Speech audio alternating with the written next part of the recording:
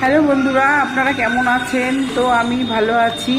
প্রথমে fry pan বসিয়ে দিলাম, তারপরে সর্ষের তেল দিলাম, তারপরে একটু ফোড়ন দেব সাদা জিরে, তারপরে এই ইলিশ মাছটা কেটে ধুয়ে নিয়েছি, তারপরে সাদা সর্ষে, জিরে আর কাঁচা লঙ্কা আটটা এটা দিয়ে এটা মিক্সার গ্রাইন্ডে পেস্ট করে নিয়েছি। তারপরে দিয়ে দিলাম কড়াইয়ের মধ্যে, তারপরে একটু এপিট ওপিট করে এর মধ্যে একটু টক দইও দেবো, তারপরে এপিট ওপিট করে এটা জল দিয়ে দেবো। তো বন্ধুরা, এইভাবে আপনারা ইলিশ মাছ ভাপা খেয়ে দেখবেন, খুব দুর্দান্ত লাগে গরম ভাতে। আর আমার রান্নাটি যদি ভালো লাগে তো লাইক, কমেন্ট, শেয়ার, সাবস্ক্রাইব অবশ্যই করবেন। রাধে রাধে, ধন্যবাদ।